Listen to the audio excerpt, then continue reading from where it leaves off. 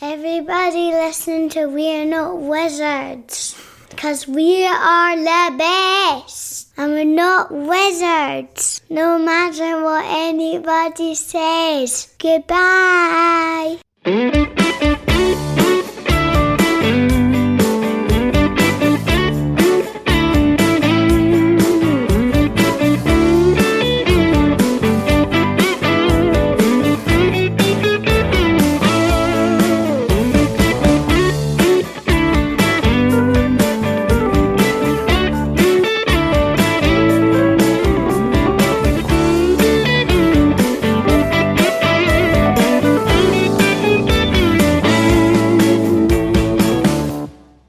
Akropolis board game review, Giga and Hachette Games. This review is based on the final retail version of the game provided to us by the games distributor Hachette Games.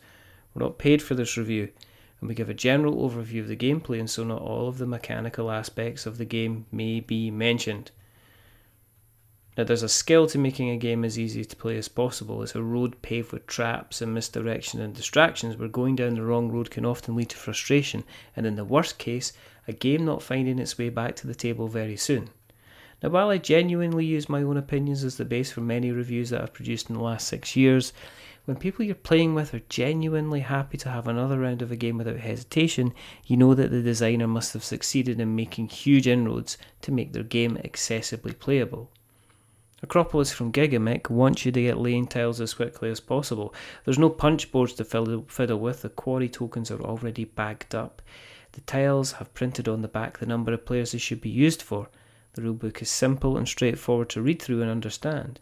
And in your turn, you pick from one of a line of tiles, with the price increasing as you go up the line. You then take this tile and put it into your own city. There's no rules to follow with regards to placement, and your markets, your barracks, your temples, your gardens and your houses can be placed anywhere as long as they connect to a previously laid tile. And even the boring grey quarry tiles have no set place to live. It all seems very simple, very uninspired and very boring. This is of course turned on its head when it comes to scoring. While you can put your tiles wherever you want, if you want them to score, then you'll need to keep within the rules that each of the areas follow. The barracks want to be at the edges of the city to protect them, while the temples need to be surrounded on all sides. Markets don't like to be next to other markets, and you'll only score the largest group of houses you create. You'll need to have a plaza for each type of tile if you do want them to score. So now it becomes a spatial location puzzle, now that the line of tiles you're selecting from and buying from now becomes very important. All of a sudden, Akropolis is pushing the player interaction. And as you try to keep an eye on your own little city while trying to keep an eye on what's for sale and occasionally buying pieces to prevent other players from creating their own winning constructions, it builds on the foundation of simplicity and pushes you to consider how you're building out and up. Yes, I said up.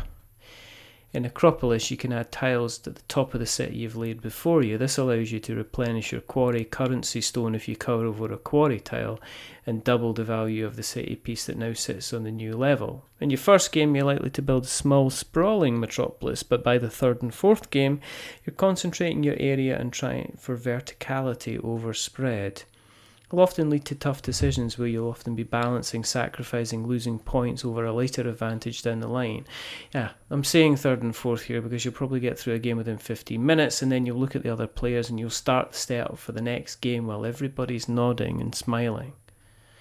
Akropolis manages the perfect mix of ease of learning, player interaction and tactics. Because of the randomness of the tiles, you have to keep on your toes with how you're going to be playing out a round.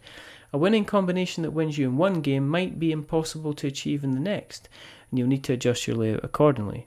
It gives a fairness to the game that holds up well down the line. While you can have a winning tactic, you'll need to see how the tiles are dealt to see if you can use it, and with only 12 rounds in a game, holding back will lead to panic and scrabbling for less rewarding combinations.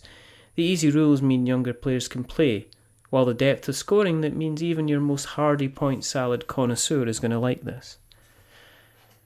Akropolis is brilliant.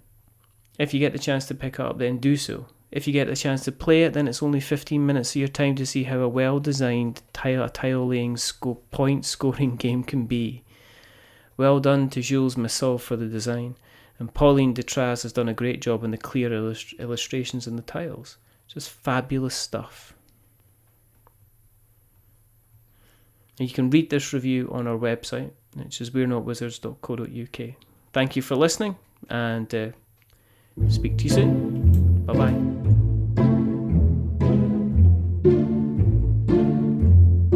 A wizard is never late.